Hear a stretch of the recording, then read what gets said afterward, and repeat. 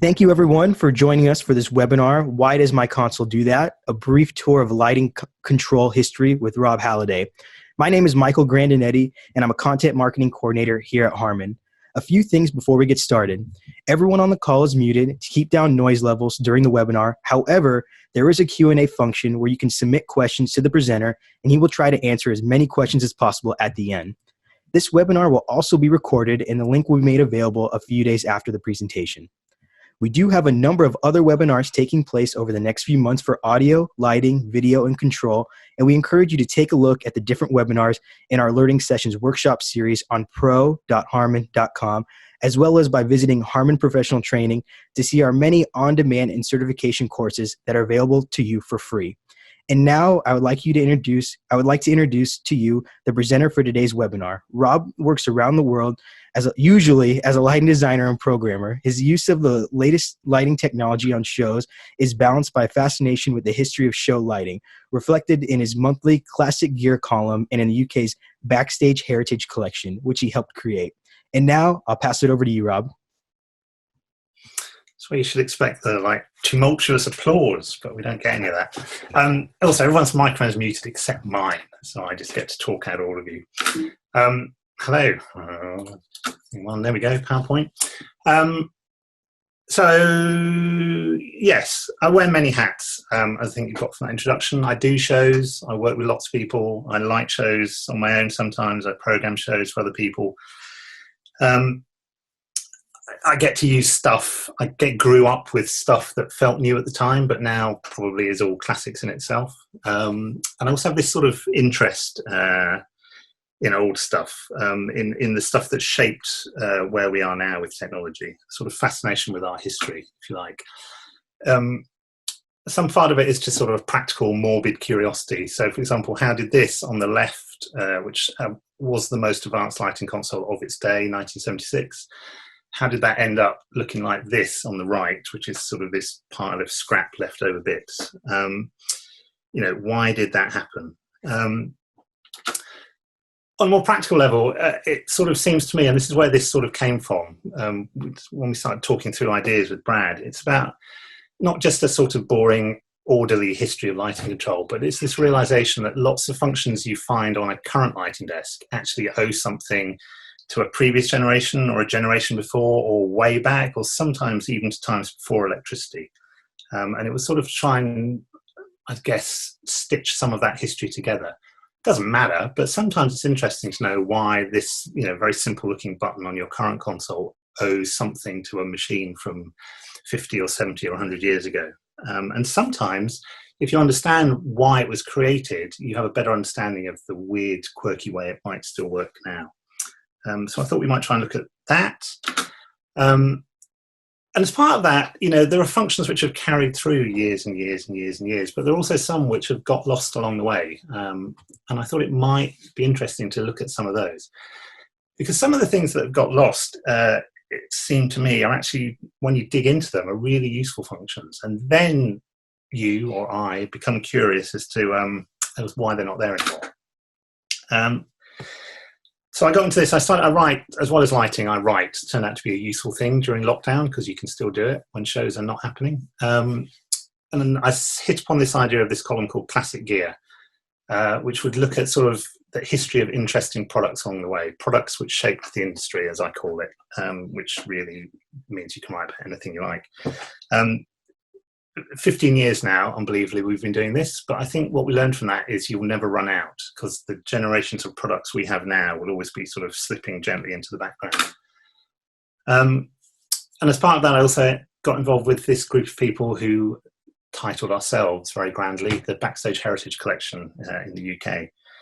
The main people of which are Jim Laws, who actually has a lot of this stuff in a barn outside his house, John Primrose, who collects it all on his website, and then a bunch of other amazing people who are just sort of always happy to answer when I throw random questions out into the ether. And this isn't a promotion for that, but just to mention what we're trying to do, the plan is, in an ideal world, to make a real museum, but that will never happen because of money. So is to try and make an online virtual museum where we collect as much of the information as we can about these products. That might be brochures, it might be photographs, but increasingly it might be the sort of memories and recollections of the people who made the products in the first place. Um, Information about shows that actually then use this equipment. So this is Cats, the original London production of Cats, which unbelievably is 40 years ago this year. Which is all there on the Theatrecraft website. So come and have a look. But be warned, if you have any interest in any of this, you will very quickly find your day disappearing. And then the last part is to actually, where we can, try and rescue the real products, the artifacts, the objects, the lighting desks, lighting fixtures, whatever, and put them in places where if you want to come and try it out, you can. So you could read about it online, you could read about how it was created, you could look at the specifications, you could find out where it is, and you can go and sit down. What I've learned through all of this is that real museums, because we've talked about trying to give some of this stuff to proper museums, they don't like you touching stuff. I don't mind. I want you to touch it as long as you're careful, because unless you can get like this particular lighting control, because this is a lighting control, not an organ, till you can get your hands on it and play around with it, you don't really understand just how amazing it would have been to sit behind and operate. So that's the sort of the concept of the day. I will warn you, this is like the warning section, there may therefore be some console nerdery ahead. That's sort of unavoidable. I hope that's okay. The accent probably tells you I am British, so there will be some unintentional British bias. There are some screen grabs and consoles. They don't necessarily say this is my favourite, this is whatever. They're just the ones that I had to hand or had the offline editors for or whatever. Not all of the products on show here today are made by Martin, and in fact most of them that we mentioned don't exist, aren't made anymore. So if you were coming into this expecting a sales pitch for the latest and greatest in lighting technology, then sorry, it's not what we're doing today. And I'll often say we wander through time in a quite non-linear manner, just because of the way that stories seem to fit together when I sat down to try and write it. So yeah, sorry about that. But to give you an example of the kind of nonsense I'm talking about, this you'll recognise. This is from an EOS, but most lighting desks have a similar function. It's a way of putting the shape of a fade onto a dimmer, so you can change the way that the light reacts to your control level in the console. Do you want it to go like that in a very linear way, or do you want it to go and then fade up, or do you want it to have a really slow start and then bloom in the middle? This curve here is interesting because it's, I guess it's what you call a preheat curve or a bottom set curve. So the numbers across the bottom are the level you see on your console screen. The numbers up the side are the actual values being sent to the desk. And what we can see on this one, and I'm pointing, you can't see that, I know that, but I'm going to keep doing it anyway. When you're sending have zero set on the console, you're actually sending about 5% output to the light. Sounds like a crazy thing to do, but it's useful if you've got noisy old-fashioned lights and you don't want them sort of ticking as the metalwork warms up. It's useful if you've got big filament lights and you want them to appear instantly when you start to fade. It used to be done a lot in rock and roll with park hands when you were doing chases and you wanted the light to appear instantly in the chase. So particularly a tungsten lamp, when it goes to zero and it's cold, the first bit of electricity just has to warm the filament up and get it going before it actually comes to life. It feels like the light is sort of hesitating and then suddenly bursts into life. So this would be a way of dealing with that. And we have the technology to do that, and all of them do now. The interesting question is, where does that functionality come from in history? Because, we've had light bulbs for a really long time, and probably this has been in memory consoles for a really long time. I guess on a manual fader desk, you could do it just by leaving the fader up a bit, but actually lots of old rock and roll dimmers had this functionality built in. But what's interesting is when you trace it right back, you find that there's a lighting technology where it wasn't just a sort of nicety that the light never went all the way off. It was an absolutely essential function that the light didn't go all the way off. So this is a gas light. And gas lighting was used in theatres for quite a long time. But the problem is, and you had control, you could fade them up and down. That was their big technological advance over candlelight, which came before. So this is a gas table, I guess you could call it. It's a big main gas pipe with lots of outlets that would go off to different gas flames in different bits of the building, and they had taps on them, which are effectively dimmers, so you could now control the brightness of the lighting. But what you absolutely don't want to have happen is for the gas flame, when you fade it to 0, you don't want it to go all the way out, because problem 1 is you can't ever get it to come back on again unless you can go up with a flame and light it. So you need a way of making sure that doesn't happen. So if we do that, that's the dimmer. That's how you fade the light up and down. But if you look on the side of each of those pipes, there's another little tiny one, which I'm calling ELD preheat. And that's a bottom set. It's a little tap that would let a little tiny bit of gas bypass the dimmer, so that even when you turn the dimmer off, there was still a little bit of gas getting to the flame, and you would have a little tiny flame, but it hadn't quite gone out. And you could adjust that for the different flames and the different lengths of pipe, just to make sure that actually, when you faded everything to 0, the light didn't quite go out. Because as well as the inconvenience to the show when you're lighting, this used to happen quite a lot more often than it does now. The theatre's just bursting into flame. And gas, as you know, if you just let it go out to a building, eventually there will be a spark and an explosion, and that will be the end of that. So getting your bottom set in the olden days, now it's sort of a nicety, then sort of essential. That's the kind of nonsense we're going to talk about for the next hour or so, I guess. We moved on from that. It's really interesting, actually, if you think about it in a sort of slightly quirky way, because it's easy to go, oh, well, we started using light bulbs. And what is a light bulb? A light bulb is a flame, same flame, but now encapsulated safely in a piece of glass. The other way of thinking about it is we, in entertainment lighting, moved from directly burning a fossil fuel in a really inefficient and dangerous and slightly unhealthy manner to using very safe, controllable, and now green, if you generate it properly, electricity to do our lighting. So basically what I'm saying is we were 100 years ahead of the car industry, which is now trying really hard to do the same thing.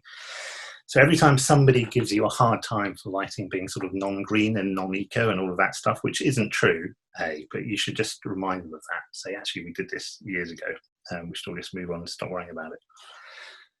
It also meant is we could change to a new kind of control system. So now, instead of having to worry about gas, we could have electronic dimmers, and we had much greater control of our lighting. So we suddenly had big mechanical controls like this.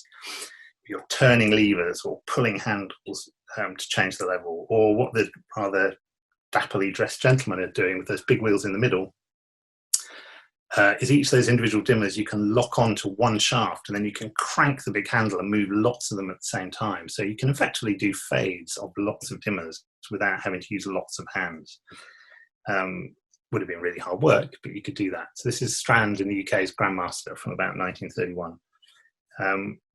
Or in New York, where this carried on for years, I can't find a good photo of these now, but this is a piano board, which is the same concept, but sort of made into more modular sections for installing into a theatre.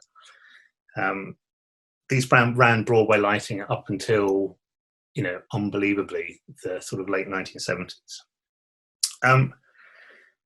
Where we get into the then to now history of this is that even though they look nothing like the controls we use now, almost everything about the way we work lighting on almost all of the lighting desks, memory lighting desks we use today, comes back to these kind of boards, because they're single preset boards, which means for each dimmer there is one lever that controls the level. And you move the levers to control the lights until you end up with a pretty state on stage. But the important thing is the lever stays there until you come along and move it somewhere else. Stays exactly where you've put it until you come along and change the level to a different level. And there's a word for that we use all the time now without thinking about it, which is tracking. Tracking is one of those things you can make incredibly complicated in your head. You can tie yourselves into knots about what it means.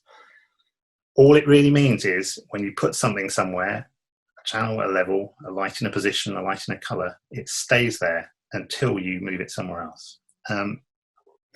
Manual systems work like that because they couldn't work any other way. You just had the one lever and that was it. And what would happen is if you're running the show and it's manual and you have to write down your cue sheets with the levels, you would not write down the state of each cue. You would write down the first cue, and then for the next cue, you would just write down the things you had to change. And then for the next cue, you would just write down the things you had to change. So basically, your cue sheets were a sort of running commentary on what you had to do during the show. It might not just be you, it might be a team of people. That was great for running the show.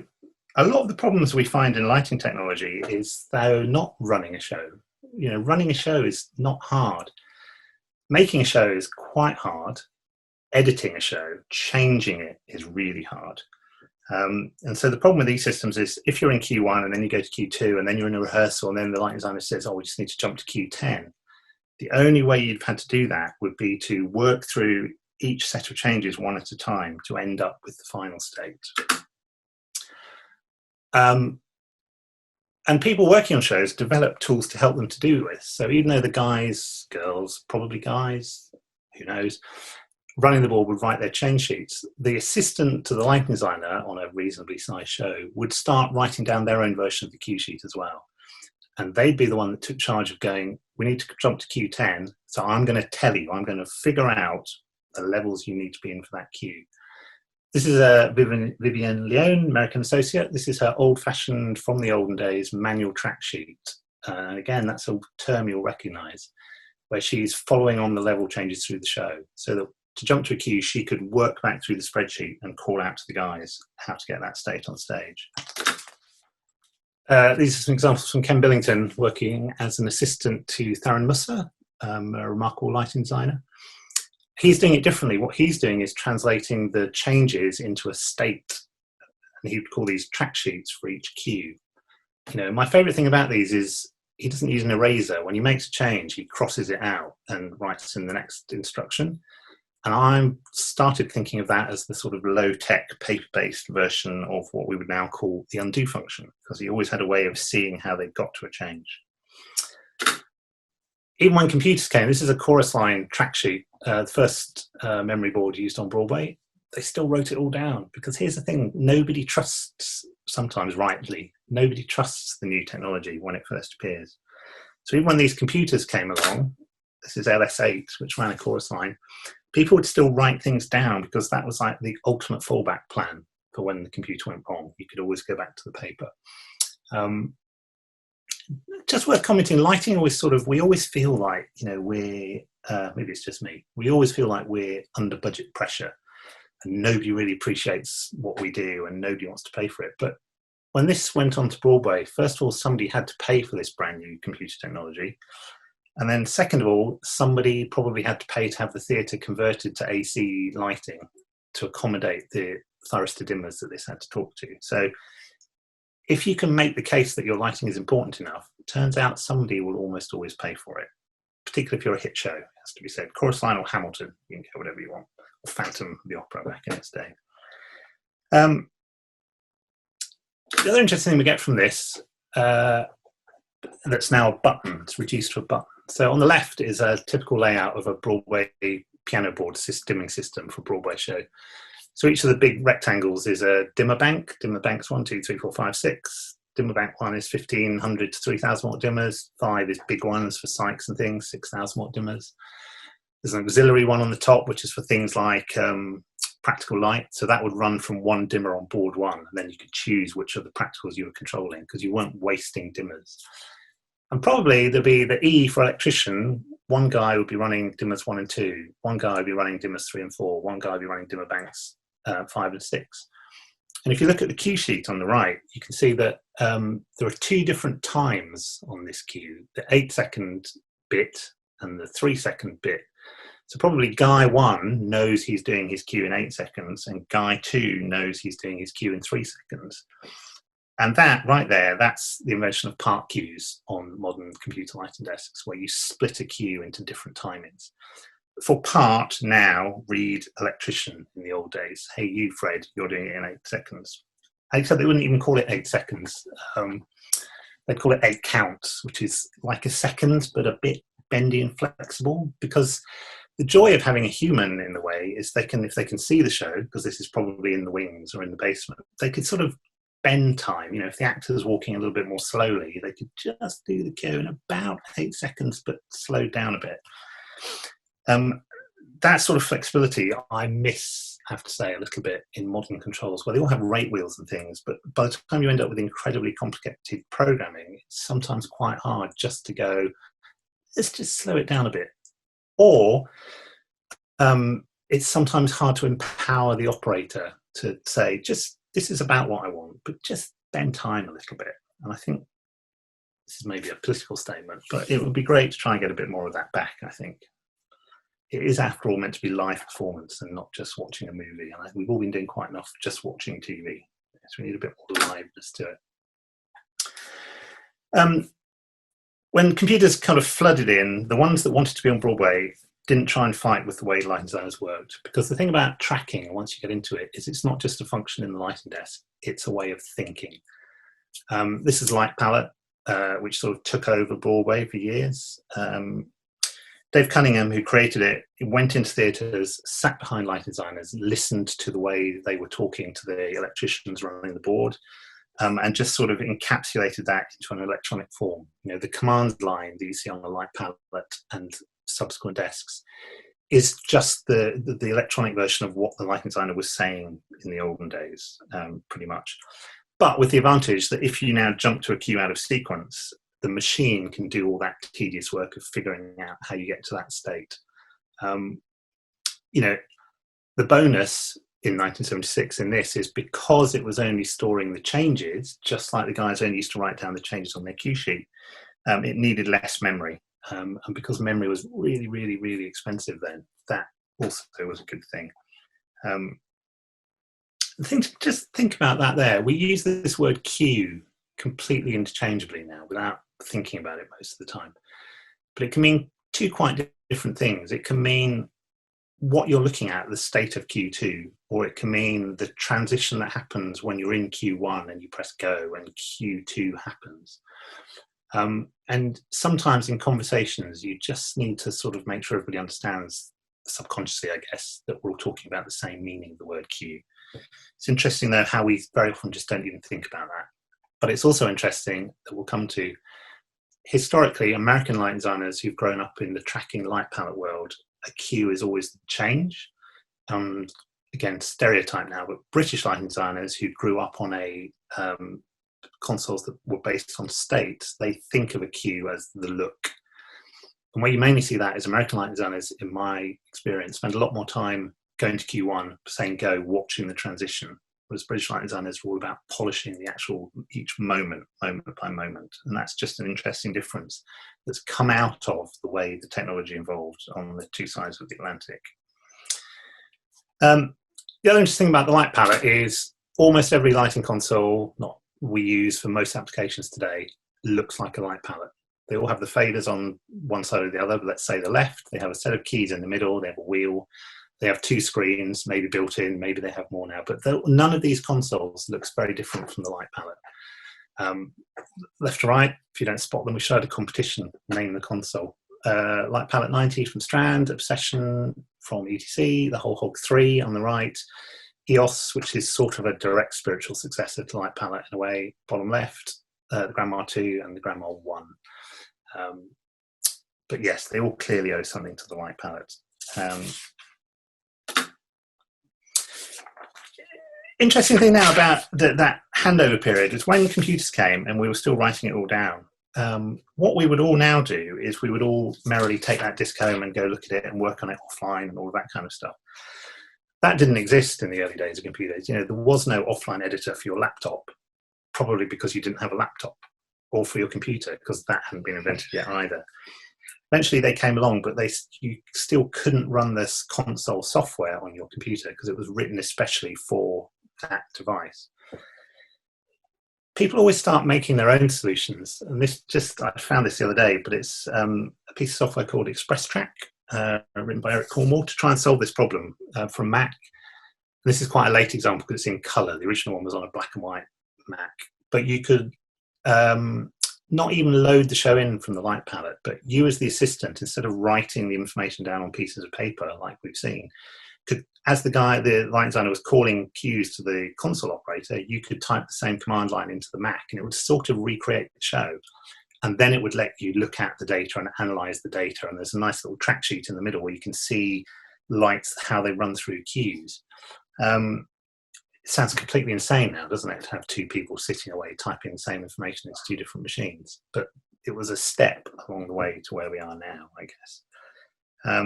Eventually, it moved on a bit, and it would let you bring in a disk from a light palette without having to do that. And now you just do it in the console.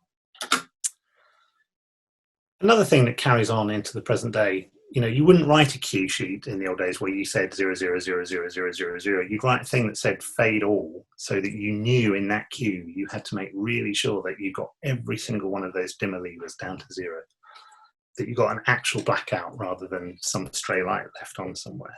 And this still exists today. We just call it something slightly different. Oh, I missed an image, which we call block, where you say to the lighting desk, this is the end of this sequence of queues. That carries on. We call that a block queue. And track sheets, they're built in now. It's just a different way of looking at the data. It's a way of looking at the data sideways through the show. But that's how we've progressed through those generations of things into a function that we all just now use 100 times a day without even thinking about it. Or occasionally we end up on a console that can't do it. And we are cursing and swearing, going, why? Well, the obvious thing is we're saying, why can't it do this? I'm going, why have you not been paying attention to 100 years of lighting history and building in this useful function? It's an interesting thing. Some people ended up at the same sort of thing in a slightly different way. So this is the Vari-Light. The bottom is the Artisan, Vari-Light's second generation of desk. The top are the two, I think they're a VL2 and a VL4, so the early Vari-Light spot and wash light. Vari-Light was brilliant in a slightly crazy way of its day, because what they chose to do was not store any of the information in the lighting console. All the information about a queue lived in the lights. The lights had their own memory. And when you recorded Q2, only the lights that were on, so actually emitting light, would store the information for that queue, which again was about managing the amount of memory that was used, because memory was expensive. What that meant is if Channel 10 wasn't doing anything for Q3, it just didn't know anything about Q3 at all, didn't know it existed. So if you jump to Q3, the lights that don't know anything about it will just not move. They won't even go to a position, whereas now all the lights would move, ready for whatever they were going to do next. And that's sort of a waste. These poor lights are working very hard as you're jumping around the show, even when they're not then coming on. So in some ways, the Vari-Light system was quite interesting. What that meant was, though, if you wanted to make sure a light was in the right place before it faded up, you needed to tell it to store the information about Q3, say, even though it wasn't on. And to do that, Vari-Light invented a special function that was effectively called active at 0 or on at 0. But what they actually called it was mark, which says, store the information you have now in this queue, even though you're not on. And mark, particularly if you're an EOS user now, will be a very familiar term,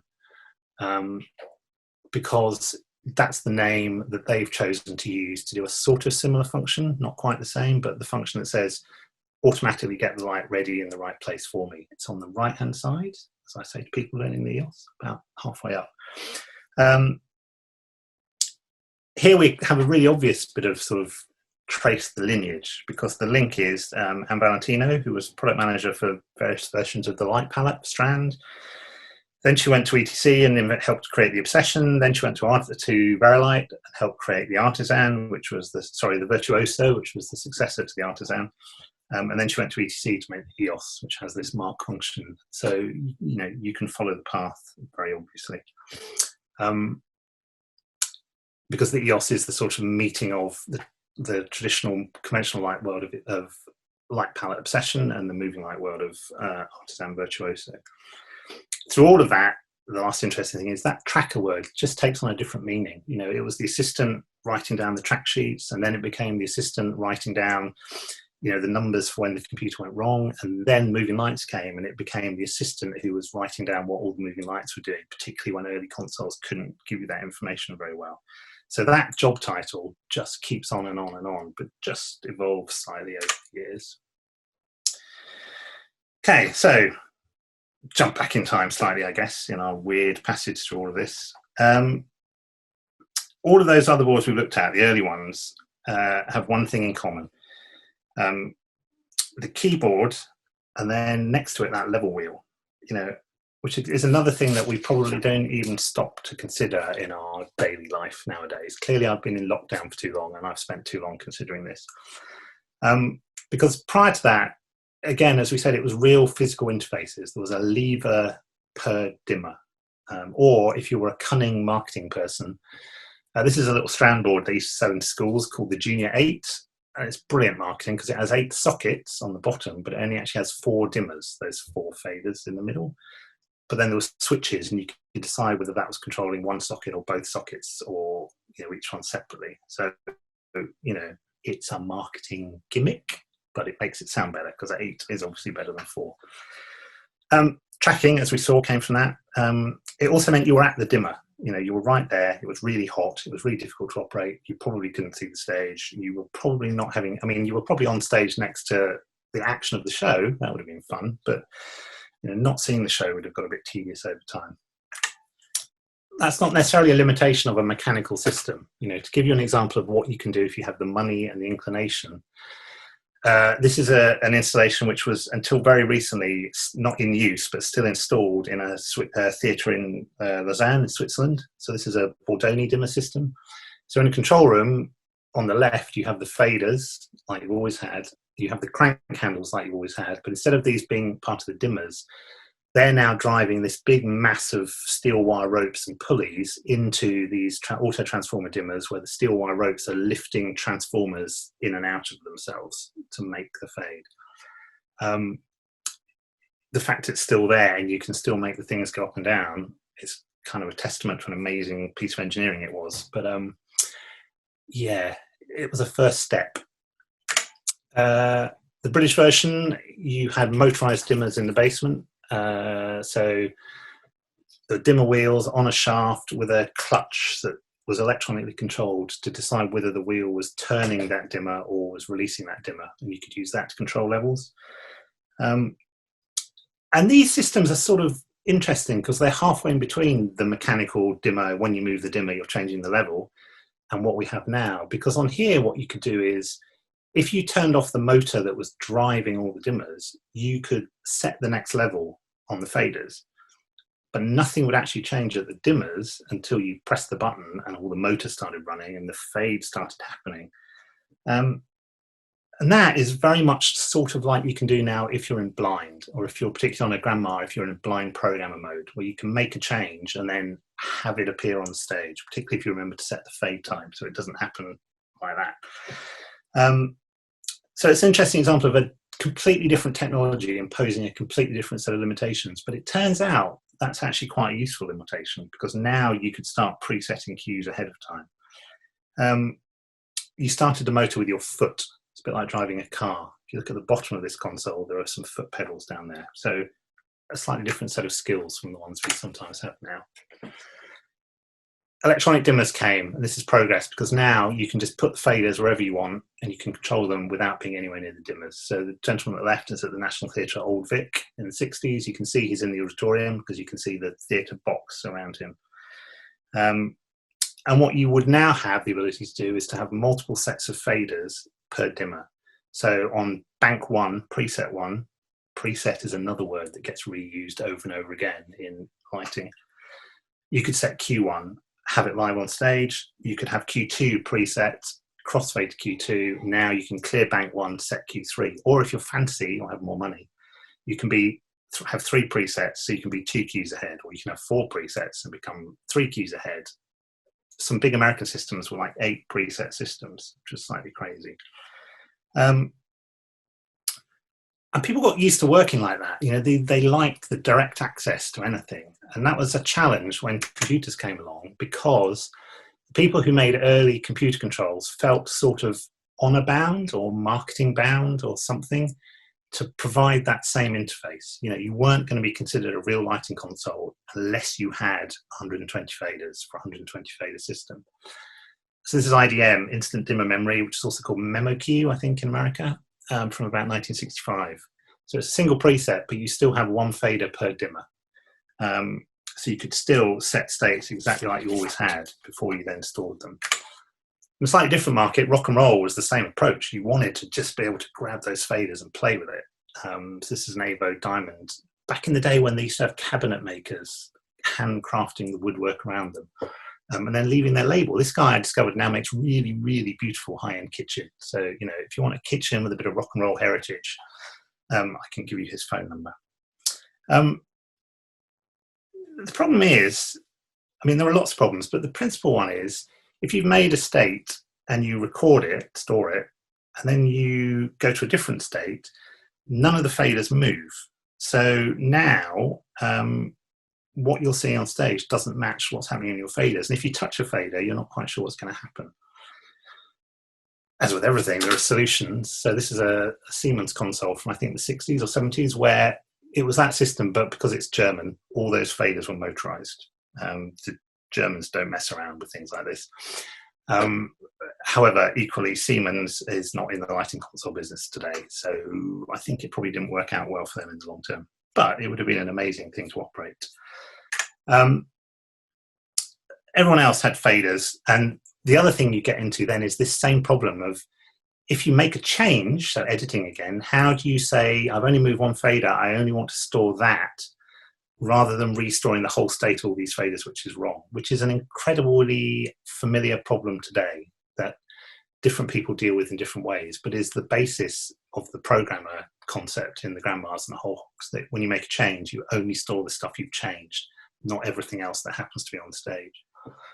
IDM had a similar function where you could, all those, the levels between the faders were illuminated in different colors, and they were also switches, so you could push them down to match the level, say, oh, what level is it at? Okay, that's where it was. And then there was a function you could use to say, just store this change into the memory rather than re-recording the whole state, which is sort of like update or selective store or store merge that we find on consoles today. The other problem is, though, you know, as you have more dimmers, the console gets bigger and bigger and bigger and bigger. Eventually you need a wheelie chair to get from one end to the other. So people tried to find solutions. This is DDM, Direct Digital Memory, from Strand, about 1971, where instead of faders, which were expensive, they put rocker switches on it. So you pressed up to make the light go up, and you pressed down to make it go down. I mean, it sounds terrible to me, because you'd never be able to control the speed. It would always happen at whatever speed you'd preset somewhere. You know, you could never do it quickly or slowly. And faders also give you an instant feedback of the level everything's at. This didn't have that. So it didn't really last very long. The eventual innovation, the thing that's shaped everything we do to this day, is this thing, which is called Q-File, from about 1966, made by Thorn, who were a lighting company who sort of got into entertainment lighting through television. And the big driver for all of this in Britain was the arrival of commercial television, and the arrival, which meant more TV studios needed equipping than just the BBC that we originally had. And colour television, which meant you wanted or needed more precision on lighting levels so that you didn't mess up the very sensitive colour cameras. They also had more money than theatre to pay for all of this. So Q-File, all those faders have gone. And what we sort of basically have is what we have now, which is a numeric keypad for selecting the channels, and then a device for controlling the level. The numeric keypad doesn't quite look like we expect it to look today, because instead of having the calculator style numeric keypad, it's a column of numbers like you used to find on a cash register or an old-fashioned adding machine. So this Q-File, you can tell without looking at the brochure or reading the specs, you could only go up to 99 channels, because that was the biggest number you could type. Then the real innovation on the right, so if you wanted more channels, obviously you had to get a bigger desk, so that would be a 299 channel version. On the right, though, is the interesting thing, which is there's this single fader for controlling level. But the trick is it's a motor fader. So now when you select a channel, the motor fader jumps to that level, the level it's already at. You can see what that level is, and then you can adjust it, and then you can decide to store or whatever it is you want to do. Again, it sounds so completely obvious now. Sorry, that's the numbers and that's the motor fader. But it was an innovation of its time, because now what you're doing is, instead of you going to the channel fader over here somewhere, you're bringing the channel to you, and then you're making the adjustment, and then you're storing it. it wasn't a computer. It's easy to think it was a computer, but it wasn't. It was a custom-made electronic machine that did lighting control, and it didn't do anything else. You know, aside from that pretty little console, there was this set of electronics to make it all work. There was a theatre, you know, it came out of TV, but eventually theatre adopted it because it was the first sort of reasonably priced, sort of reliable memory control system in the UK. You could tell the difference because the TV ones were called Studio on the record button, and the theatre ones were called Stage. And the theatre ones seemed to have more channels. And it was sold in the UK, in the US by Kliegel. So the historical footnote here is this is the desk that Fred Foster, who founded ETC, the late Fred Foster, found a Q file at his university, was really impressed by what it could do in terms of lighting, discovered it had cost his university $250,000, give or take, went home to his brother, who was a computer scientist, and sort of spieled off about it. And his brother said, well, you know, I reckon we could do that for $5,000, because what had just appeared then was the original Intel microprocessors. And that's what they did. They made this product, it's called MegaKey, which was the product that launched the company that we still see today. Didn't have a motor fader though, just saying. The problem is, because every evolution comes from something in history that then hits a problem and then has to sort of twist to work around the problem. So the problem with that motor lever, which is really clever, is what happens if you select a group of channels and they're all at different levels? Because eventually the fader is going to hit full, but the other channels won't have reached full yet. So how do you then keep them going up? And the solution, which somebody thought of, and it sounds obvious, but until you think of it, it's not the obvious answer. You know, WYSIWYG, it sounds really obvious, but somebody had to think of it. Was this, the level wheel, a continuous controller, so you can just keep wheeling it. There is no upper limit, there is no lower limit. If you have a bunch of channels, they'll all just keep going until they all hit full or they all hit zero. Strand's engineers, Strand were the first people to do this, they admit that they were inspired by a console that we don't have a picture of, but it had controls very like this, which is the much later Martin Maxis, with these flat belt controllers, which is the same thing. It's a continuous encoder, never stops, no beginning and no end. But what they didn't like about the belt encoder was that it was flat, whereas your hand naturally falls into a sort of curved position. They thought the wheel was a more comfortable way of doing it. And what they were actually basing that on was the quadrant fader they used for their earlier generations of manual consoles, which I still think in good nick, when it was new, is one of the most comfortable, intuitive control devices for lighting ever. Because it's sort of, you could put your hand on it, it followed the curve of your hand, and it was really comfortable. It was, yeah. So what you will never have realized is the wheel is the same shape as the quadrant fader. You tend to think of it as half the wheel sticking out of the console, but it's not. It's only about a quarter. The rest of it is down like the iceberg in the bowels of the machine, making it all work. And the last bit is, on most consoles, if you have a light at zero and put your finger at the bottom of the wheel and you wheel it up until your finger hits the case again, you'll have taken the light from zero to full, because that's exactly the travel that you would have done with one of those faders. Again, nerdy aside, nerd alert. But in the old days, when you coupled all these dimmers onto a shaft, what happens when you wind the shaft and they get to full is they all get to full at different times, but eventually they all end up at full. And then when you wind the dimmer back down, they all now come back together. So you lost all the separate levels they used to have. And that Strand on their consoles would call shaft mastering. Whereas nowadays, what most computer consoles are smart enough to do is they'll all come up to full from their different levels, but it will remember how far offset they were. So that when you fade them back down again, they all come back down at different times and retain the proportion of those different levels. But a thing that has been lost lately, I've noticed, is the choice about how your wheel behaves doesn't always exist. Whereas it used to be able to say, I want my wheel to behave like a shaft, or like what they would call proportional mastering. Interesting aside number two, it appears that, as far as I can tell from extensive Googling, Strand never patented the level wheel, which is why it's now everywhere. Whereas some other people are now a lot more protective about little inventions they make. So like the keyboard cover on the grandma consoles is patented. even though it doesn't feel entirely different from that little slidey cover that we used to find over the keyboard on the light palette. Okay. A little pause and think about what we do also quite a lot of the time. We turn lights on, we flash them around, we change the levels. Sorry, that was MMS. Back to the wheel.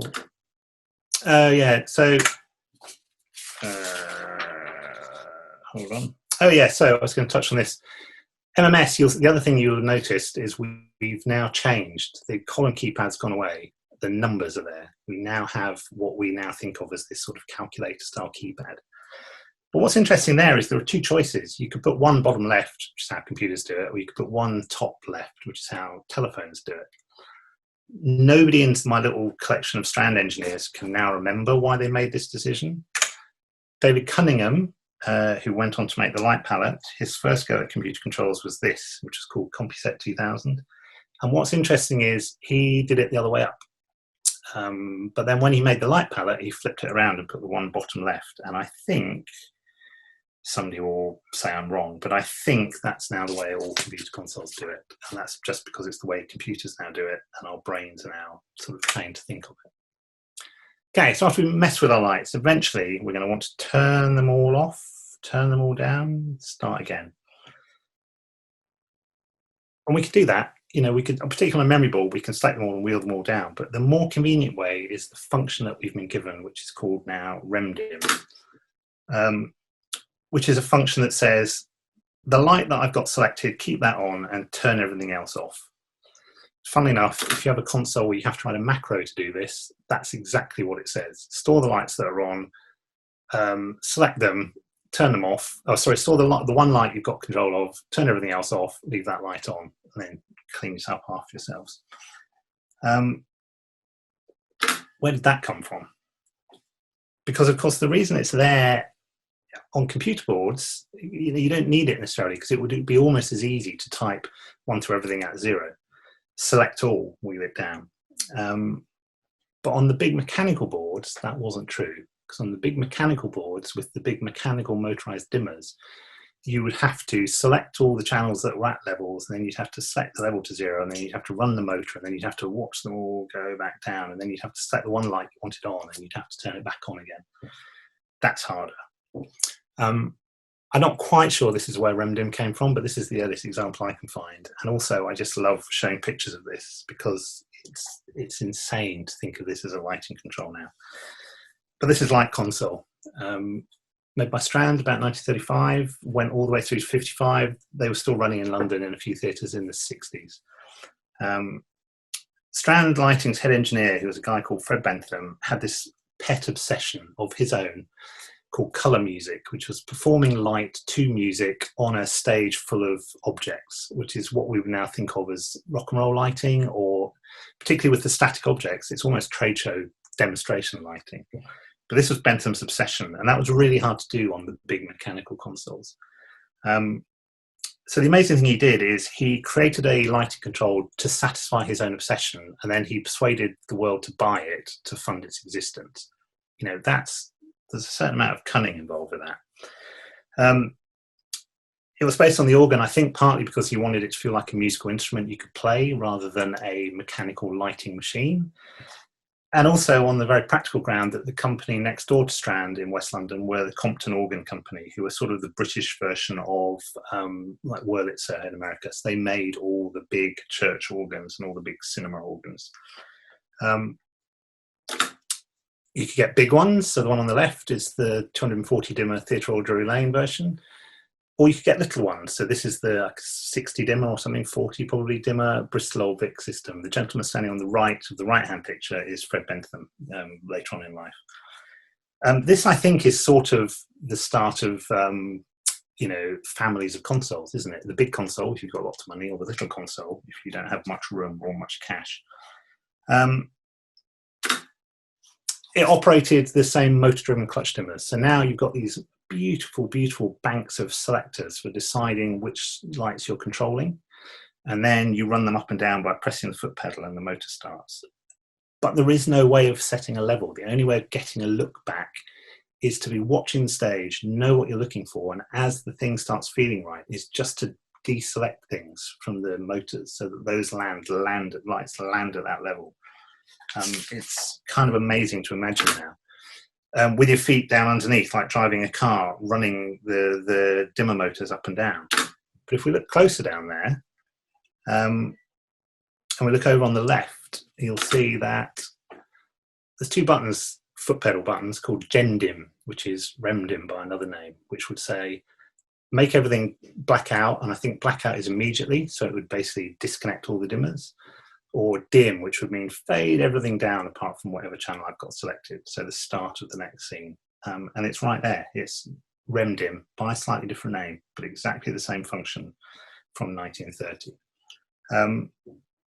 Some really big, really serious shows got run on these consoles. And the key to it, and I think this is still true now, is that it's the talent of the person running the machine that ultimately wins, however clever the machine is or thinks it is. And that's still true even with computers. We have user manuals for this machine, so if you want to come and figure out how the hell it works, you can. They're on the website. What we don't have so many of is the cue sheets for this. Here's one we have about how you describe the cue. And it's, the lighting designer who left the show to an operator would put an awful lot of trust into them to keep it looking the same, which has to be said is ultimately why Light Console was replaced by other control systems, because lighting designers became much more fussy and protective about what their shows looked like. Interestingly, aside, so this is 1969, Dave Cunningham again. I should have said Cunningham, if you don't know it, is the genius who, I don't suppose you'll mind me saying crazy genius, but genius who has his hand all the way through our history with some very commercially successful / game-changing products, because he invented the light palette for Strand, he invented the CD80 dimmer for Strand, and then he set up on his own. We invented two products, one of which was called the Sensor, which is everywhere, and one of which was called the Source 4, which really is everywhere. His first attempt at computer control, 1969, at the Anomaly Factory in California. Similar sort of thing, trying to store data, punched it to tape, but he added a second interface, which is not unlike Light Console, which is a piano keyboard, effectively. And again, it just imagine being able to play lighting, because an interesting thing about Light Console is those organ keys were too force touch sensitive. You could push them a little bit and that did one thing, and you could push them harder and it did something else. Imagine if your Submaster buttons detected how hard you pushed them, and you could sort of do your flashing show with a level of sensitivity like that. The harder you pushed it, the brighter the lights got. That might be interesting. Now would say it should be called record. People who use theatre desks like the ETC desks, MA people will say obviously it's called store, because MA have decided to call that button something slightly different. Interestingly, neither of those two words actually fit with the whole storyline that the light palette and all those computer desks learnt by listening to what the lighting designers were saying and evolving the words, because the lighting designers then would have said things like write that down or plot that or something. And those aren't words that we use now, really. Interestingly, the first sort of memory-ish control didn't use any of those words either. It used an entirely different word, and it used the word punch, because this was a thing that was officially called KTV from about 1959, and everyone knew as clonk because of the sound it made, because how it was storing your cue was by punching it onto a punch card. It worked. You could sort of store looks, but interestingly, Strand in their next generation of consoles, when they sort of had to talk this one down, suddenly started admitting that actually, while it was good for storing cues, it wasn't so good for editing cues or jumping around the show out of order, working on the show, because suddenly you would have to shuffle all these paper cards into different order to get to the right cue. And of course, jumping around cues, editing like that, is actually what we spend most of our time doing in tech. At trade shows, console people will tell you that making cues is hard and their console does it better. Making cues isn't the hard part. The hard part is when you come back to edit the cue later on. By the time of IDM, which we saw earlier, Memo Cue as it was called in America, this word record had appeared, and it was on a big round button, which is nice, circled up at the top, yellow, color-coded so that you could find it, which is another thing that's sort of gone away over time from lighting consoles. Interestingly, if you talk to the Strand engineers of the time, none of them can quite actually remember where this word came from, why they chose the word record. Possibly it came from the audio industry, cassettes recording onto tape. Possibly it became because where this actually stored its cues was onto a memory drum, which is a hard drive that's sort of the size of your desk and about the height of half your body, but actually had less storage capacity than your watch. You know, and it was an amazing thing. We have one that we have the one that belongs to this IDM, and you can, I mean, it doesn't work in the sense of getting data, but you can turn it on and it makes a most incredible noise, like a sort of aircraft taking off. So somewhere along the way, this word record appeared. Nobody can quite remember why, but interestingly, Qfile also used the word record. CompuSet, which is one of the first consoles, memory consoles made by Dave Cunningham again, also used the word record, except he separated wing record, which was, I guess, storing from the faders, versus stage record, which was storing the whole state from the stage. So, which is a bit like, I guess we'd call selective store now.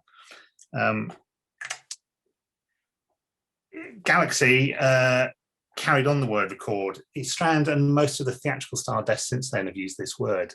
Other desks, MA, were very cunning in their use of the word store rather than record, because what that made very clear is that if you were expecting this function to do what old theatrical desks did, which was to record the entire lighting look on stage into a memory, that's not what store in an MA typically does. Typically, it stores only the contents of this thing that they call the programmer, so like the editor, into memory. And that's exactly the same as the Compulite consoles did, which I think used this programmer concept first. And they also, I think, used the word store.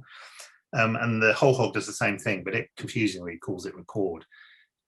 Again, a lot of the sort of confusion about lighting control when you're moving from one console to another isn't necessarily about the actual functionality of the console. It's about the words they use to represent the same functions, or sometimes the same words they use to represent different functions, which in some ways is actually more confusing. Galaxy is really interesting. I discovered just while preparing this talk, never knew this before in all the years of using these consoles. So the Galaxy was Strand's sort of top-end lighting control in Europe from about 1980 to about 1993 or 4. Really popular in theatre, really popular in television studios, to the extent that they kept on using them long after they weren't manufactured anymore, because they felt the replacements weren't as good. The detail I've discovered, and I could prove this because I have a prop. I bought a prop, I bought a bit of Galaxy, which is, my children now use it as their Millennium Falcon targeting computer. But the factoid is that springs behind the record buttons up here, color-coded in red, so they're easy to find, are double the strength of the keys of any of the other buttons. So every time you go to press record, you get this sort of tactile reminder that you're about to do something really serious. You're about to record something, or record over something. If you were going to record over it, it would also beep at you, and you have to press again to confirm. But I would almost bet nobody who's used a Galaxy has ever really known that's there. But as soon as you know it's there, as soon as somebody told you, and I went and tried it on my Galaxy Wing, as I call it, it's completely obvious. So it's this little tiny detail, which is actually completely brilliant. That's how I think we ended up with record. Along the way, the other thing that was happening is these machines were getting more and more complex. They were adding more and more functions. We flash back, we've seen this console before in our sort of out of timeline meander through all of this stuff. This is MMS, which we saw earlier, which was the first console to have the wheel. MMS stood for Modular Memory System, because the concept here was you could specify the bits of the console you wanted. And not only that, but you could arrange them physically however you wanted. So if you were left-handed, you could put the channel control stuff over on the left, maybe. If you had a little theatre, you could squeeze it into a smaller space. If you had a bigger theatre, you could add more, and more money, obviously. You could add more modules and make the whole thing bigger, make it spread out. You know, interestingly, I always assumed growing up that you could just move things around once you had the console. But in fact, it was sort of custom built to exactly your specifications. So Strand would send you what they called playing cards, like life-size cardboard versions of each MMS module, so that you could experiment with laying them out in your control room, decide which way you wanted it. and then you put your order in, and they built that console for you. You couldn't move it around because all the wiring looms had to be really precisely calculated lengths to make all the electronic timing signals within the console work. So once it was built, you couldn't change anything at all. Interestingly, even though MMS had this keyboard, numeric keyboard for controlling channels, selecting channels, so bringing the channel control to the operator rather than you having to go to a fader, Strandware thought there might be some people, old school users who would prefer a control per channel, like a fader, but without the expense of a fader. So they offered this module on the right hand side here, the channel module, where there's an individual button for every single light in the rig. So I think this is a 120 button array, and then the wheel. So now you can select a light, adjust it, deselect it, select the next light, adjust it. Probably you could select multiple lights by just clicking, and there would have been some logic for how you dealt with that. If that looks familiar to you from another generation of console, it's probably because you have some recollection of this, which is Verilight's Artisan console, Series 200 console, so their second generation of lighting control, which ran the first generation of big moving light shows, and it was an incredible machine to use because every single one of those buttons on the face panel was backlit, not with an LED because it predates that, but with a real light bulb. So I mean, A, it looked really impressive and you felt really cool standing there using it. But B, particularly if you were doing an outdoor gig, it would bring cooling air in the back and blow it out through the face panel. So if you're outdoors that night, you're in this little warm bubble of air heated by all these light bulbs, which actually was quite good. Wasn't so good inside in a hot theatre on a summer's day. But the other interesting thing about the Artisan you'll notice is all the encoders for the moving lights are over on the left, and on almost all consoles now they're sort of in front of you or to the right. So I'd always wondered if somebody high up in the Artisan team was actually left-handed, and that's why it was done like that. 100 buttons, so one per light in that big square up the top, but then to the right of that are a set of page buttons. So now you could select 10 pages, I think, 1, 2, 3, maybe 20 pages. So 1,000 or 2,000 lights. And when this console was made, that was more Verilights than actually existed in the world. So it was a sort of demonstration of their ambition and where they thought their system was going to go. And ultimately, the Artisan did end up controlling some really, really big rigs of Verilights. That continued into the Virtuoso console, the successor to it, where it was a separate module, so you could move it to wherever you wanted it to be. Theatre people will probably point out that the MMS is obviously better because it's a 120 button array and not just a mere 100 button array. LSD Icon users will point out that they had a similar thing on their console, but with very fancy buttons where you could individually have digital labels on each button, which was really expensive, but obviously really quite cool.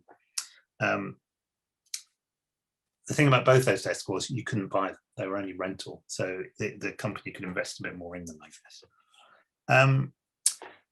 As well as encoders on the left, you'll notice those flat encoders, which are sort of what we use to control moving lights to this day on almost every console, even though it's slightly counterintuitive, particularly to be controlling tilt using an encoder that turns clockwise and anti-clockwise.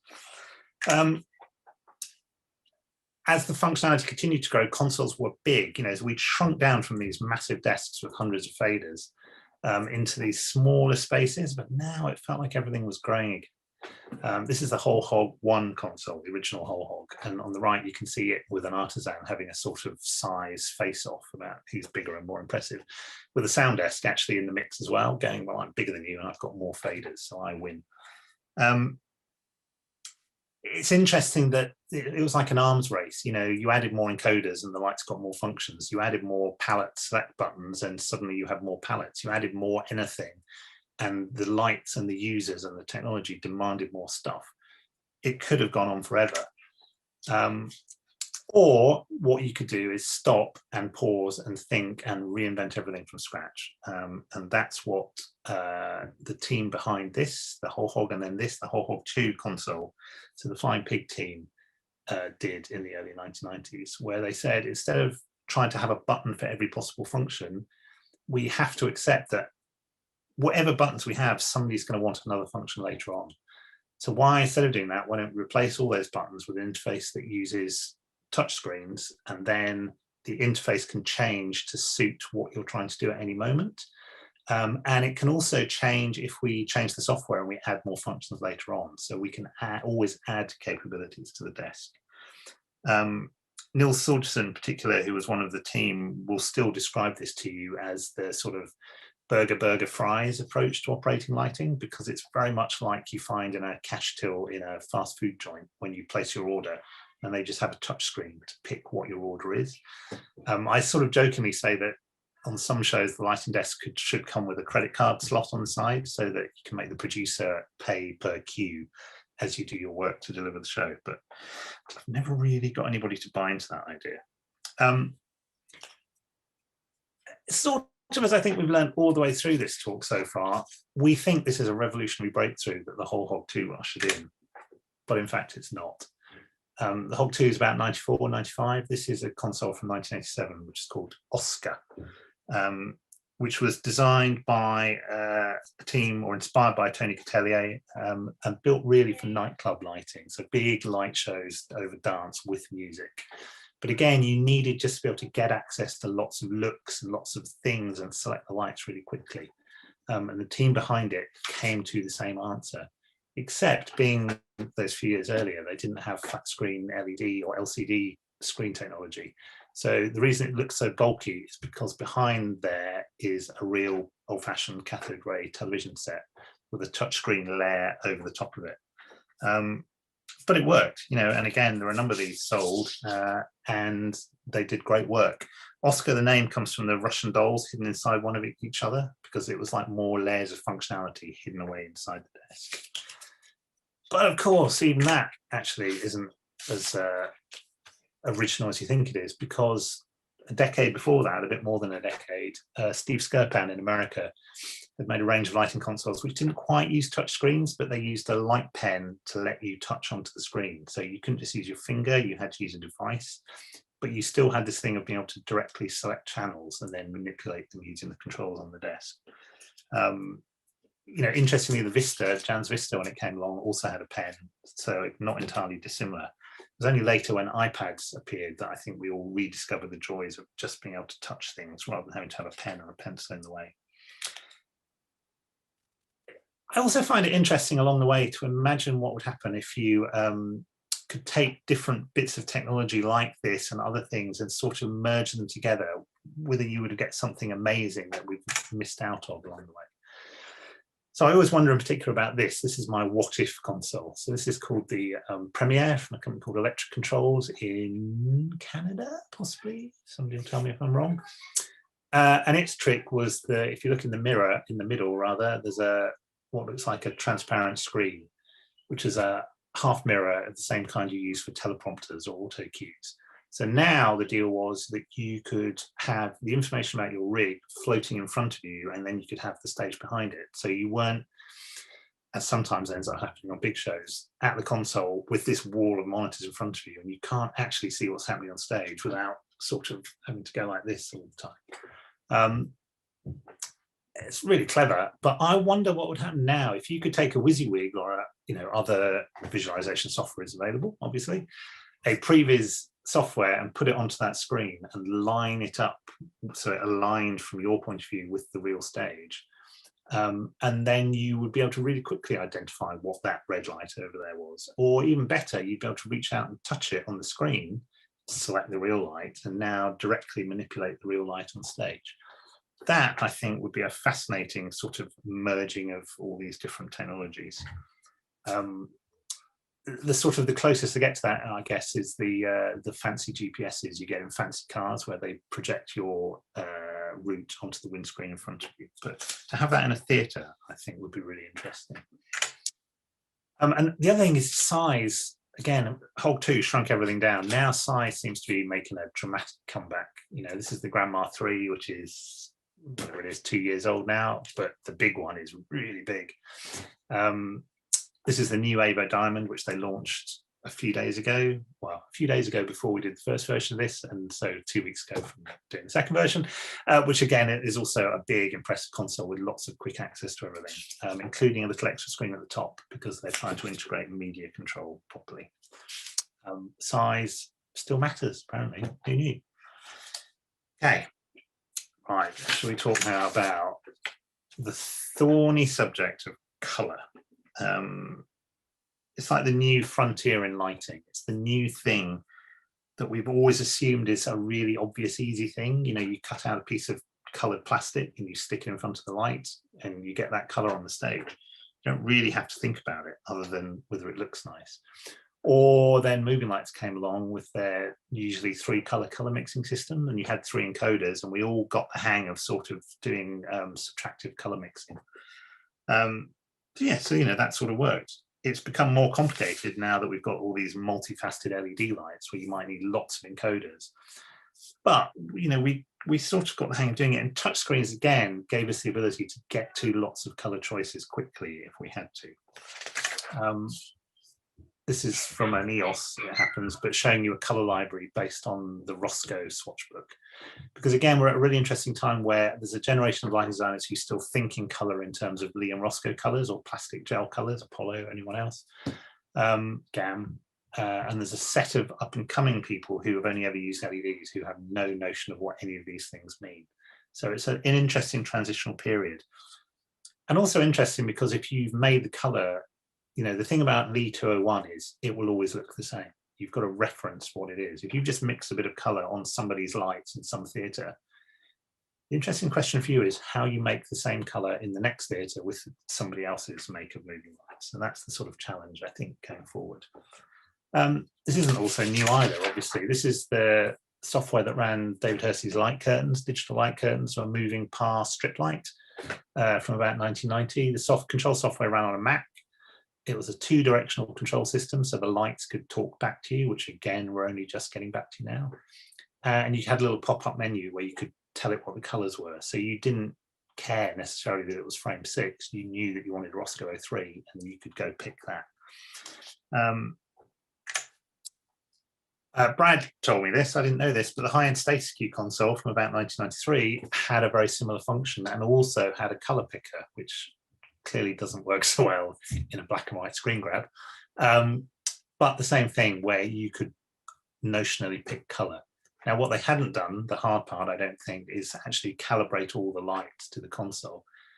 And this is still a problem with color in lots of ways. You would get an approximation of Roscoe 71, but it wouldn't really quite be the same. And if you care about color, that's important.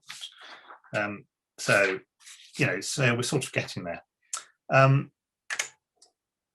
None of that's new either, because if we go back to the 1930s, what we discover is this, which is a thing called Cromlux. This is Strand's version. There was actually an earlier version made by a different company, and it ended up being an example of a patent war lawsuit between the companies because the other guys thought these guys had ripped them off. So what this was designed for is if you were doing a cinema or an ice rink or a dance hall or something, and you didn't have like a full-time lighting crew, but you wanted to be able to change the mood of the room to suit whatever was happening. So it was a box with a big knob and you could choose a number of predefined colors. And the colors were made because overhead in this space was probably a line of compartment batten floodlights with gels in them, which could have been red, green, and blue, or it could have been red, green, blue, and a tint, could have been some other set of colors. But the manufacturer, Strand in this case, knew what those colors were and therefore knew how to mix them to make these other colors. So this was connected to the big mechanical clutch basement dimmers in the basement, just like Light Console had been. But instead of you controlling it manually, when you turn this, it's set up a predefined lighting state and the lights would fade to the different color. And in a big room, you might have different zones, as you'd now call them in a hotel or whatever, ballroom lighting rig. So you had different zones here. In fact, you can see from the labels, one set is for the footlights, one set is for the overhead battens, and one set is for the dips, the lights in the floor. But yeah, clunk, turn the switch, off you go, a different color would fade in because these are mechanical dimmers. They can't go quickly, even if they wanted to. But this is LED lighting and color libraries in consoles now do, but, you know, nearly a century ago now, I guess, 1930s, 1940s. It's pretty remarkable. And this, we believe, actually got involved in, was brought up in one of the early patent disputes about LED colour mixing by people trying to say, this has been done before. This is not as original as you think it should be. So colour added all this extra complexity, and then we've been adding tools to deal with it. Moving lights added even more complexity, which we sort of tend to think of now as Vari-Lights in the 1980s. But in fact, moving lights go back much further than that, because since the 50s, people have been taking big theatrical spotlights and sticking some kind of motor on them and then wiring it back to a lighting desk, where almost you were controlling pan on one fader and tilt on another fader. And getting the thing to ever go back to the same place would have been really hard. This is the latest generation. This is the VL2, one of the earliest ones. This is the Martin Viper, I think. Viper, can't tell if it's a spot or a wash, but a Viper. Dealing with that on, first of all, fader desks and then traditional theatre lighting desks would have been quite hard. It would have been juggling numbers and writing things down, because all the tools we now use to deal with this, preset focuses, palettes, all of those things hadn't been invented. So these are some manual paperwork for dealing with that. On the left from Chess in New York, which is 1987 or 88, I think. In fact, it says at the bottom, 1988, if I look. So manual notation of the pan tilt values and then what the light's actually trying to do. Aspects of love, they clearly started doing it in some kind of computer system, but it's the same thing, which is a manually written record of 640, 271, and what that actually means, where the light's actually pointing. What all of this really needed was some kind of sensible control which integrated all of this stuff together and made it part of the lighting console, rather than a separate device and a separate set of paperwork to deal with it all. Vari-Light did it, of course, in the 1980s with the Artisan, but it had been done before that. And it had been done in the early 1970s, and it had been done at the National Theatre in London, which opened in 1976, but it opened late because the building overran. So all the design work on the consoles and control systems and theatres were actually done in the late 60s and early 1970s. So this is the Olivier Theatre, the big 1,100-seat theatre in the National, under construction, with its very famous drum revolve elevator system, which makes up the stage halfway down and probably stuck, because, you know, otherwise I think there wouldn't be a ladder resting there. One of those gentlemen in that picture is Richard Pilbrow, lighting designer, but also theatre consultant for the National. Top right is the slightly more completed Olivier, and then below that is the part of the rig that they put into the Olivier, which was designed to deal with the fact that the National plays in rep. So it might do a show in the afternoon and a different show in the evening. It might do a rehearsal in the morning, a show in the afternoon and a different show in the evening, and it would repeat that every day of the week. So there might potentially, in the original plan, be a different show performing every night. So you wouldn't be able to change an entire rig around between that. So the theory was they would put in enough lights that there'd be a sort of comprehensive cover rig, and then a series of specials that you could have per show, and then a very few lights you could refocus. But then over the stage, which was incredibly high and hard to access, they put in a rig of moving lights, which were 2K strand Fresnels with a motorized yoke made by either Pani or Technic, one of the German Austrian companies who were a bit ahead of the game in equipping German theatres. And that was 1976. But they didn't want it to be a separate box controlling it. So as part of the specification of the lighting desk, Richard Pilbrow, a lighting designer now getting to specify a theatre, decided now was the time to make his sort of ultimate dream lighting desk. So he wrote a specification. And the specification was everything he'd always wanted to be able to do. It was be able to control multiple groups of lights. It was be able to have lights running in different times, because nature isn't just one fade. Nature is things coming and going. And that really hadn't been possible up until then. It was about the lighting designer being able to interact with the lights if they wanted to, rather than having to dictate commands to an operator. And it was about having integrated control of the moving lights and also the color changes the theatre had, which were semaphore fold in, fold out color changes, and also slide changes on their projectors. And also, just for this massive rig, the Olivier had 800 dimmers at a time when the average was probably 100 to 150 dimmers in a theatre, in a big theatre. 800 dimmers to cope with this big permanent rep rig. This was presented to a number of manufacturers, and Strand ultimately, who I think was still a bit grumpy about the success of Q-File in television, Strand decided to have a go. And they built this, which all the way through the design process was called TCS, Total Control System. When it was actually launched as a commercial product, somebody decided that name was a bit hyperbolic and over the top. So it became known as Lightboard. All the early National guys still refer to it as TCS. Some of them still work at the National, which is kind of remarkable. And what you'll see in TCS, if you look right down the far end and you click on the little description of what everything is a thing called orientation control. And that's the moving light control right there. And it was a panel and it had a wheel, just one, but then it had 3 buttons called pan, tilt and focus, which was all those lights could do. They could move, and then you can make the beam bigger or smaller by, like Fresnel, moving the bulb backwards and forwards behind the reflector. So you had to choose what that wheel did. So you pan it and then you tilt it. And that sounds really awkward now, but these lights were quite slow, I'd imagine. So probably that was okay. But there's a generation of British lighting designers who went through the National of this era who will still refer to moving lights as PTF lights, pan, tilt, focus lights, because of this control panel on the light board. They will now, the Strand engineers who built this will now, it's interesting. The one thing nobody will tell you is how much this amazingly advanced lighting control system of its day cost, because everyone seems to have conveniently forgotten, which makes me think it must have been really expensive. What they will now admit is that this moving light control wasn't quite as well integrated as they would have liked it to have been, because they started building it in 1969 and they were told it had to be delivered by 1972, which it was when the building was meant to open.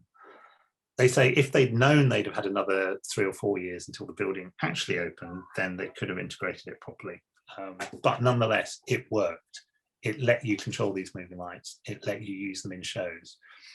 And in fact, when the National came to replace the light board, so after about 10 years, you could no longer get the spare parts for the PDP-11 mini computer, which actually did all the thinking. So they replaced it with a Galaxy. Galaxy at that time didn't have moving light control. So the National Theatre lighting team engineered their own replacement moving light control using a PC and a load of custom interface cards so that they could carry on using their moving lights. Now, I promised I'd talk about not just things that have carried through time and the history of them and all that stuff, but also about this sort of interesting things that have got lost along the way. And so if we just zoom back to the wide shot of Lightboard, the other thing that you will notice if you look is that it's got not just one level wheel like most consoles now have. It has multiple sets of wheels. So on the left, there's a set of 4 wheels. And then on the right-hand side, there's another set of 4 wheels in a sort of separate little bit of the console. This, to my mind, is one of the most amazing things of this console that is a mystery for me, why we no longer have this functionality. Because on all current consoles with their one level wheel, you can only make essentially one adjustment at a time. You've only got one channel controller. So you can select a channel or a combination of channels or a group of channels or whatever you want, and then you can adjust them. But as soon as you've done that, you have to make another selection and adjust it, and then another selection and adjust it. And even if you want to immediately go back and adjust the first set again, you have to reselect them all. And if you want to adjust 2 things just to balance the look on a cyclorama or something against each other, you can't do it unless you start selecting channels and assigning them to submasters and then having to deal with the submasters and the fact that they're faders and how do you record them and what then happens. And it's just incredibly complicated. Whereas very often what you want is just to be able to grab us some lights, grab some other lights, and even as the lighting designer, not the programmer or anybody else, just play with them. Just like you used to be able to do in the olden days when you could grab a bunch of faders and physically manipulate them. Lightboard was designed to let you do that. So the two sets of wheels, the black wheels on the left and on the right, were called palettes, not as we now know the meaning of the word palettes in terms of moving light reference groups, but as a way that when you could select a bunch of lights and assign them to a wheel, then you could select another bunch of lights and assign them to another wheel, and select another bunch of lights and assign them to another wheel, and then you could just mix with them. You could mix your look on stage. You could do that in the control room. What you couldn't do with this console is move the whole thing out into the auditorium as we do now, because the main part of it was too hardwired into its big microprocessor. And also, having now rescued one of these from a skip, I can tell you they're quite heavy, so you wouldn't necessarily want to do that. This is the specification as produced by Strand for the thing. That's the actual module on the right. So you have a channel control with one level wheel, but then you can assign the channels to the other wheels. But the right-hand module, which is called the palette, you could lift out and take down and put at the production desk in the auditorium. So now if the lighting designer, so on the right is the right-hand gentleman is Andy Phillips, lighting designer, or if you just want to play, so this is David Hersey's son actually playing with it on the left, you could manipulate the light, or the person running the console in the control room could manipulate the light, or you could share, or you could take it in turns, or you could play and then tell them to record stuff. And it became, those who used it at the time tell me, a sort of magnificent collaboration in light, rather than just feeling like a lighting designer dictating numbers to somebody else. Incredibly clever, but that's not the cleverest part of it. The cleverest part of it is that if you made that look and then you recorded the cue remembered what was on those wheels at the moment you made the cue. So that later on, and again, the hard part is editing the cues. When you came back to edit the cue, it might be tomorrow, it might be next week, it might be next month, and if you're doing a big show that repeats around the world, it might be next year or in 5 years' time. When you ran the cue, the way the cue was built, building blocks appeared on the wheels in front of you. And so instead of having to do what we do now, which is, I'm in a theatre, I've got a cue up, the cyclorama's too bright, now I need to figure out the channel numbers for that, so now I need my plan, or I need my magic sheets, or I need an assistant to tell me, or something to then select it, to then bring it up. It's right there. The wheel says psych, and I can just make the adjustment and re-record. That's an amazing function, and it's an amazing achievement if you bear in mind that this console had 64 kilobytes of memory, not megabytes, not gigabytes. It had less processing power than your watch, even if it's not a fancy Apple Watch. You know, it was really borderline that this thing could actually deal with the number of dimmers, but yet it had this incredibly useful functionality that I think it's really sad has gone away.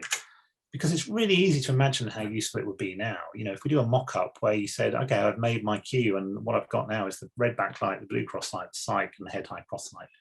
Whereas at the moment, however you made the cue, groups, submasters, faders, channels, the moment you press record, it disintegrates into 100 channels or 1,000 channels or 2,000, or with big LED rigs, 10,000 channels. And you, every time, have to figure out all over again how to bring it all back together. Given that computers now have sort of infinite power and infinite processing, I think that's insane.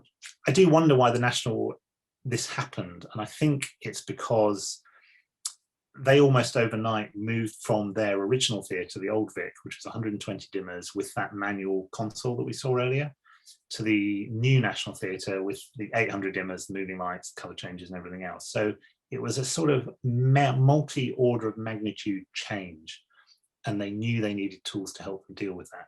Whereas all the rest of us have gone, I've got 50 dimmers, I can deal with that. I've got 70, I can deal with that. I've got 100, oh, okay, I can deal with that. I've added some scrollers, okay, and that's a challenge. Okay, I've added a few moving lights, okay, I'm figuring that out. And we've sort of along the way learned all the tricks and things that we need in order to deal with that stuff. And the consoles have got a bit better, but we've learned the workarounds. And we very rarely in the middle of a show have time to stop and sit back and go, why am I doing this? The machine should surely be able to help me do this. It's very rare that consoles radically reinvent themselves. You know, as an example, this is a piece of software called LampTramp, written by Wayne Howell, who also invented ArtNet. He's in the picture on the left. in about 1992, because on the Pink Floyd tour, they wanted to do writing on these big arrays of light bulbs, effectively, not LED again.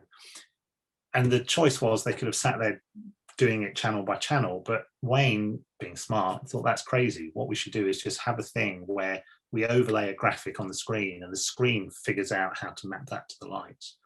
And that's effectively what we would now think of as a pixel map, or to some extent a media server. And it's gone from being a separate piece of software to being built into, in some form, almost every console you know. But somebody had to go reinvent it and prove why it was useful.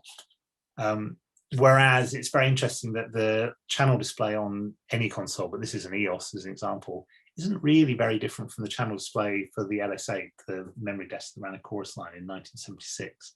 You know, it's channel numbers and levels, and okay, now we've got color and boxes, but actually there's not really very much difference. Occasionally there is a radical reinvention. So this is a screen grab from Vista. Vista was the most amazing console when it came out because it tried to do everything in a timeline. So you could just do queue timing by dragging and rearranging and reshaping rather than having to do lots of complicated syntax. It really broke the mold. People who use it love it, and yet it's, how you would describe it, not one of the leading products in lighting control because it's a really high learning curve, because it's actually a different way of thinking if you're used to the way the older consoles work. The other thing you could do with the same thing is what I call smart groups, or maybe like if you had the if or query functions on Grandma and EOS, you might call it like dynamic if. So instead of you having, you're looking at the stage and you're going, I need to select the red lights. How do I find them? The machine should surely be presenting that to you. You know, the dot gobos are too bright. Which lights have got the dot gobos in? Okay, I use query, but what am I querying? Dot gobo, whatever. The machine knows all that, and it should be able to present that to you, I think. And then you would immediately be able to grab it and select it without having to do lots of hunting for things. Okay. Anyway, rant over. I've been ranting about this for years. Nobody's done it yet. If you're a console manufacturer and you'd like to do it, call me, we can talk. So sadly, time is flying by. And there's so many things we haven't even touched on. So maybe we can do those next time. So maybe we can do things like mathematical wave shape effects, which have saved us from the tyranny of having to do lots of programmed step chases. Started with, I think, MQ on the ProSpot desks, but then the Hog turned it into sort of mathematical shapes. Except interestingly, I hear the MA3 is adding a function to do old-fashioned step chases, because sometimes actually you can't beat them. We might talk about reference palettes as a way of storing position data. We might talk about XYZ programming, which is now coming, so that the console actually understands that the lights are working in 3D instead of just as pan tilt values.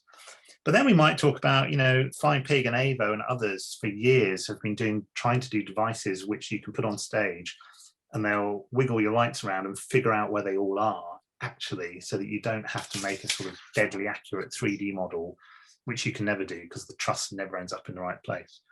And we might talk about voice control, which the Starlight moving light console in the mid-90s could do. And which I now think of every time I hear my 10-year-old telling her Alexa to turn on her Hue light bulbs in her bedroom, because lighting is everywhere now, which is kind of amazing. So there's so many things, but let's just finish on one, which is like a comedy one. So the lost late night function, which was a button on the whole Hog 2 called Instalook. And Instalook is kind of, it's very representative of the sort of insane, mad, unconventional brilliance that was everything about the Hog 2, the Hog, and then particularly the Hog 2. Because, you know, the Hog came out of doing like raves and lots of late night shows where it didn't necessarily matter what the look was, as long as something happened. That was important, was the change. It didn't really matter if it was that shade of green or that shade of green. So what Instalook was created for was that thing late at night when you've been plotting something all day or working all day or just making cues and you've just hit the wall and you've just run out of ideas and you just don't quite know what to do next. And what Instalook would do was not generate a random lighting state, but it would take whatever you had on stage and it would just mess with it a bit. So maybe it would do a range of colors around it, or maybe it would move the position of the lights a bit, or maybe it would change the gobos. It would make a look, and if you pressed it again, it would do a different version, and you could just keep doing it. And it was kind of brilliant because, I mean, if you were really desperate, those cues sometimes ended up in the show. You know, sometimes you'd go, oh, okay, that looks nice, record, in a slightly embarrassed way. More often, it would just be enough of a jog for you to go, oh, purple. Oh, I never thought of that. That looks nice. Okay, now I'll mess with it, make it a bit better, and then I'll record it and move on. So it was clever enough to give you a little jog and let you do it. At some point, and I've been trying to find out when, and I can't, it went away. Obviously, somebody decided it wasn't serious enough for a serious lighting desk, and it went away, and I'm not sure it's ever come back. But it would be really good if it could, because it was great fun. Or what I really want, I've always wanted in the lighting console, and I hope somebody will do, is what I call the At Better button. So, you know, you've got a cue on stage and it's not quite as good as it should be. You can either polish it forever, or you just go 1 through 50, at better, press enter. The machine would fix it for you. Bada bing, we're all done. That's the function I really want. So whoever does that first gets my vote. Okay, there endeth the vague meandering history of some random bits of lighting control, I guess. So yeah, thanks for listening. If anyone's, well, originally I'd have said if anyone was still awake, questions, but in our fake reshoot version, we have some of the questions from the real version. So hit me with them.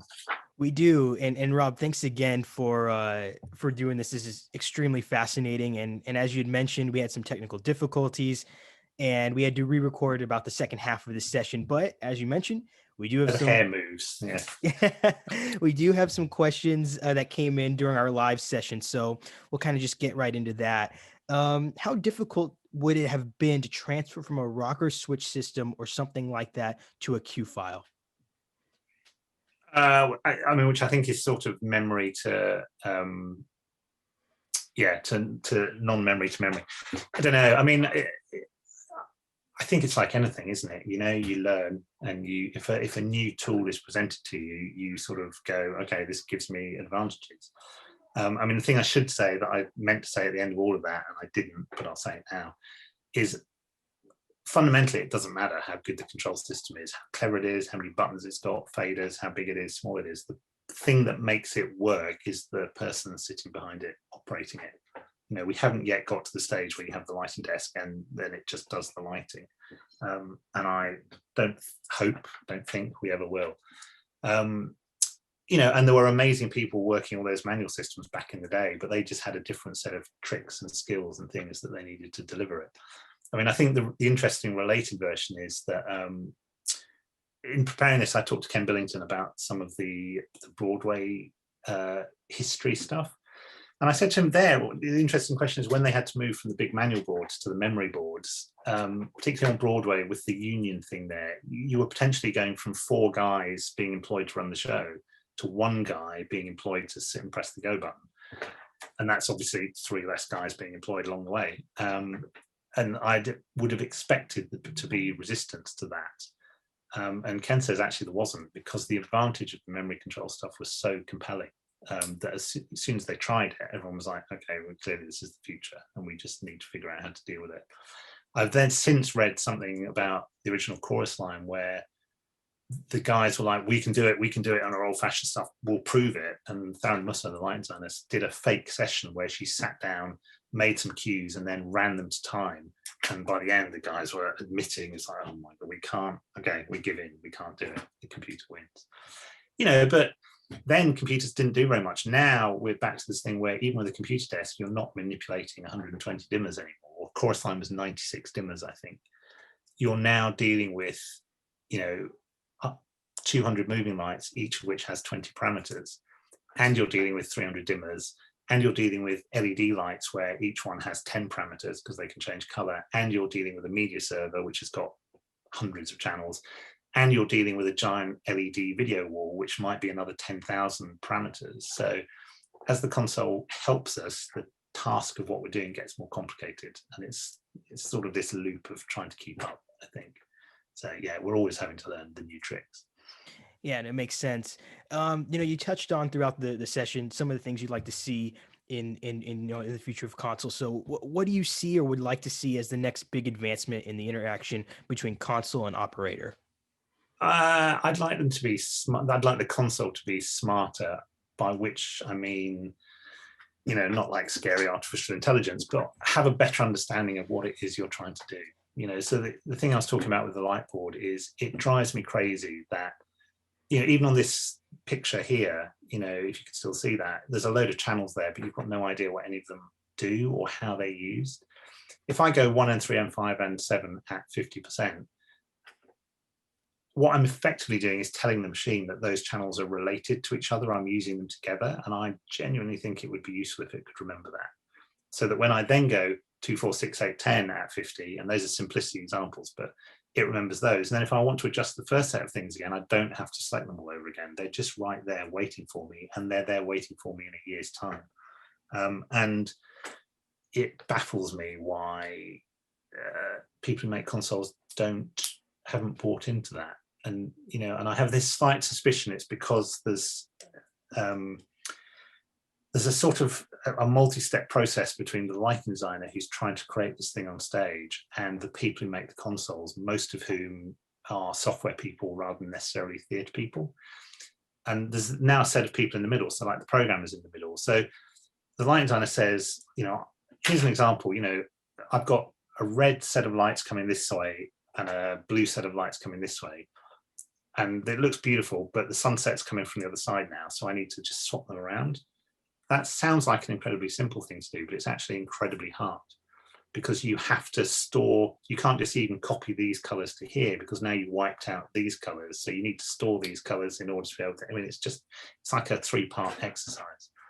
But that's a thing you need to do quite a lot. So there should be a function in the desk that says this set of lights and this set of lights swap parameters, swap color.